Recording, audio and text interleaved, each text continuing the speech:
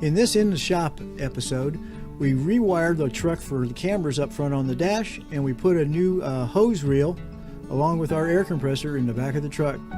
So check it out as we mod the truck. Okay, what we got here is a few of the items we're going to use to straighten out the wiring and everything. We've got 3 USB extensions right there. There's up through the truck pillar and up to the top. We've also got a magnet mount. We're going to try to modify this mount that had a suction cup on it that wasn't really working anymore and see what we can do with that. So let's get to it. Okay, let's show you what's going on here. You know, besides our truck being what we use to pull the camper and, you know, give us transportation when we're parked, we also use it as a mobile video platform. So we've got a lot of cameras attached to it. As you can see right there, we've got one facing us, one facing forward, which is like a dash cam, and then we have a real dash cam with GPS and everything over there.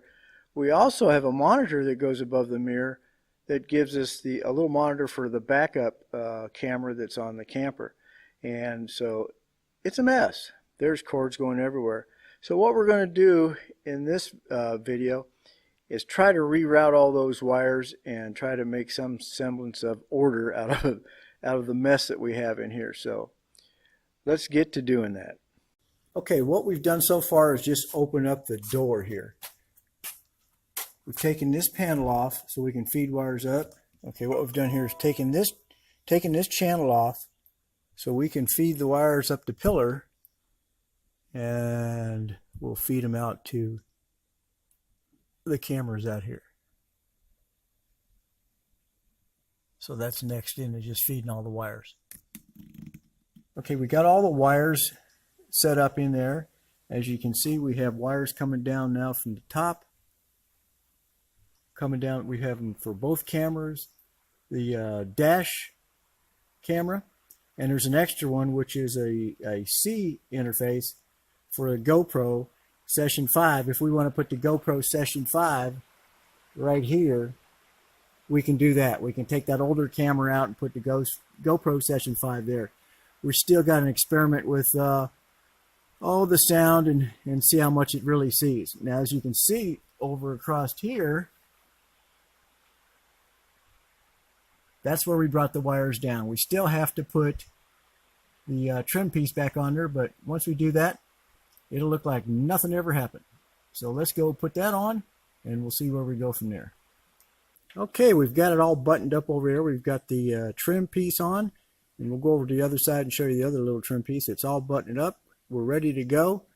Again, what we were doing was hooking up power for this camera, and the dash camera. And we have an extra cord hanging down there that will tie up out of the way right there, which is the C cord. That fits the GoPro Session 5. That way we can put a GoPro Session 5 right there, or keep that one, whichever one works out the best. So let's go around to the other side and take a look at how the trim came out over there. Okay, so we've got that side trim piece back on now. We've got the handle, the trim piece on the window back on, so we're all set to go. Cameras are all set up. We can see Shirley and see myself sitting there driving, so that's where we get our driving shots. So the next thing is, we've got another mod we're going to do to the truck. We'll try to get that done today. We're going to put some air hose on the back. We've already got some air hose coming off of our Viair air compressor, but it's all wound up all over there. So what we did is we bought a reel, and we're going to put that in the back. So we'll take a look at that here in a minute. So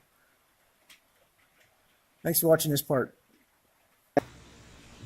Okay, the next modification we're going to do in the truck is, as you can see back here in the back, we've got an air hose, a Viair compressor with a 5-pound tank. We use this to help people out, blow our tires up on the truck and the trailer, and if somebody's got a flat tire, we kind of help them, with that. But it's a real pain. As you can see, we keep the hose in a bucket. You have to wind it up. It gets dirty. It's nasty. So what we're going to try to do today is we're going to try to replace it with this Diablo. Got this at Harbor Freight. It's 3/8 by 50 foot, so we should have plenty of hose. We'll go ahead and put this someplace back in there in case we need a hunter hose, but that's what we're going to do today. So let's get at it, guys. Okay, we got it installed in there temporarily. All I've put in is self-tapping screws, and I know they're not going to hold, but now that I've got the holes drilled where I want them, when we go to town next time, we'll get some bolts, some washers and lock nuts and stuff, and we'll put it in there permanently so nothing's going to happen to it. So basically it's in there so we could use it one of two ways. That is the way I'm thinking of using it, because then I can pull it out, pull it all the way out, get what I need. It's 50 foot long. It should reach anybody and anything I need, although we will put that other 50 foot up in here someplace so that we got that just in case. So that's it on that mod, guys. I think they came out pretty good. Like I said, I just need to strap it down a little bit. I'm going to make me a mount for the controller there, to, you know, the regulator to give me air to the hose. Another senior moment.